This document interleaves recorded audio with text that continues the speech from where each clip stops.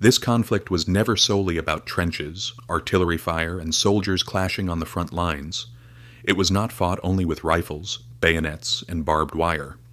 The First World War was also a financial war, a struggle waged through gold reserves, bond markets, and central banks, calculated behind closed doors by financiers who never set foot on the battlefield. Soldiers paid the price with their lives. Governments, and bankers meanwhile, balanced balance sheets and calculated costs. And the decisions made during those years did not merely determine who won or lost. They permanently reshaped the global financial system, a system that still envelops your life today. If you think war is only about politics and armies, think again. World War I revealed that money itself is a weapon, and that it was turned into one of the most destructive tools ever created. By 1914, Europe was a powder keg ready to explode. National rivalries, imperial ambitions, and rigid alliances had transformed the continent into a tense web of paranoia. Yet beneath the rhetoric of honor and empire lay a much harsher reality. A war of this scale could not be sustained without unimaginable financial resources. And here is the disturbing truth. When leaders chose war, they simultaneously chose debt. Every empire sending troops to the front was also forcing its population into decades of economic burden. At the beginning of the war, most governments believed the conflict would be short, perhaps over by Christmas.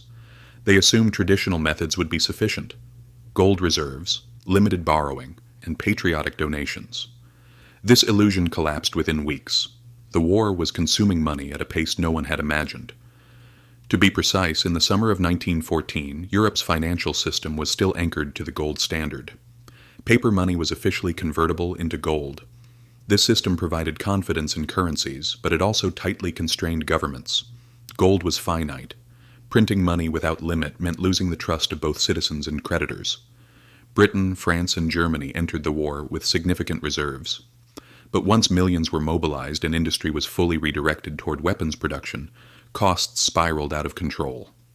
By late 1914, Germany was spending more than 20 million marks per day. Britain's daily war expenditure soon reached 4 million pounds. The mathematics were ruthless. Gold could not bear such a burden. As a result, governments broke the balance. One by one, the great powers abandoned the gold standard and effectively acknowledged that money was no longer backed by metal, but by confidence in the state itself. This moment, the severing of money from gold, was one of the most critical financial turning points in modern history. It exposed how fragile the so-called real wealth of nations truly was.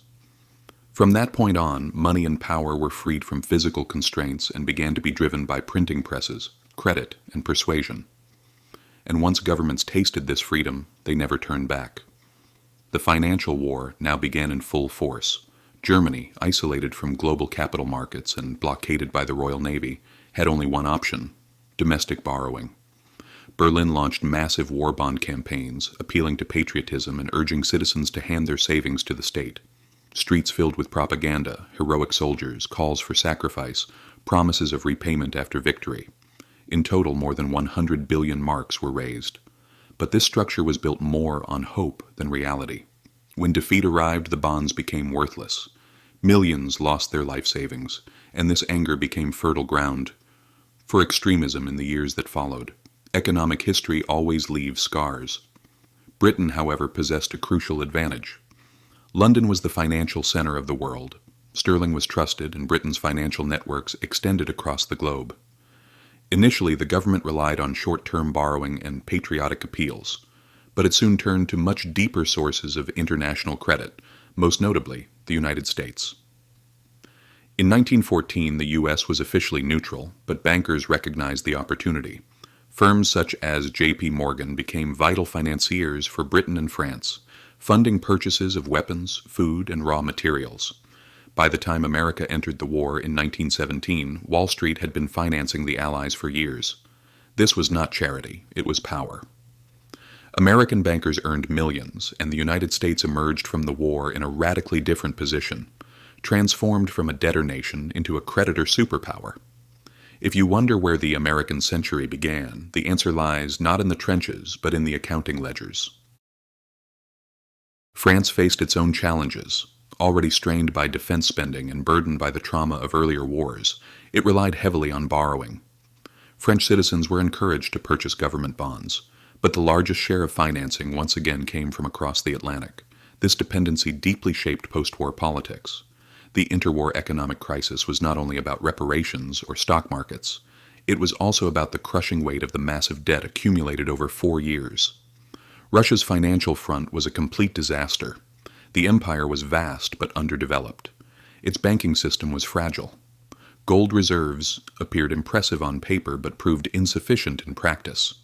Heavy borrowing, inflation, and military defeats destroyed confidence in the ruble. By 1917, the economy collapsed, and the political system collapsed with it. The fall of the Tsarist regime was not merely about ideology or incompetent generals. It was about a financial system pushed beyond its limits. The scale of spending was unprecedented. By the end of the war, the Allied powers had spent over $140 billion, while the Central Powers spent approximately $60 billion. These figures were many times greater than pre-war national incomes. The result was mountains of debt, shattered currencies, and the collapse of the old financial order. Inflation tore through economies. In Germany, the price of bread rose into the billions of marks. Once again, ordinary people paid the price: workers, savers, and small investors. Elites, meanwhile, often protected themselves by moving wealth abroad or converting it into tangible assets. The lesson was clear. In a financial war, the small saver bleeds first, and this is why it matters today. World War I taught governments that they could finance the unimaginable by detaching money from reality. They broke the gold link, printed without restraint, sold bonds to their own citizens, borrowed across borders, and postponed the consequences. This playbook never disappeared. From the Great Depression to the 2008 financial crisis, every modern crisis carries echoes of 1914.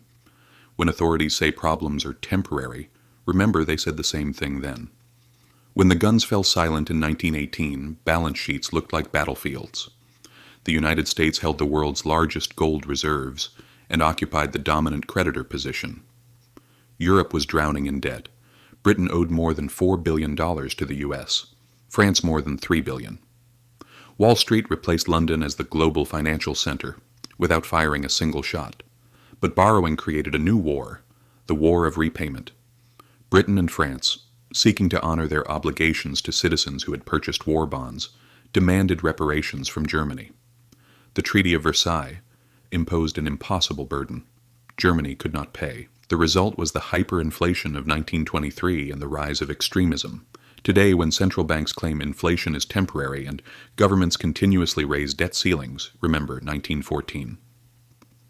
Financial patterns have not changed. Ordinary people still pay the price. The financial war of the First World War is not a story confined to the past. It is the foundation of the modern world. Money detached from reality becomes a tool of manipulation. Governments will always find ways to finance crises, and they will always make you pay for it, through taxes, inflation, or the erosion of your savings. Real wealth is not numbers on a screen. Real wealth is knowledge, resilience, and the ability to see through illusions. That is the only form of financial freedom history allows. History does not repeat itself exactly, but it rhymes. The financial script written in 1914 is still being performed today. Power protects itself. Ignorance pays the price. The truth is always hidden in the balance sheets. And history is the only teacher that does not lie. If this gave you a new perspective, subscribe. History holds the answers.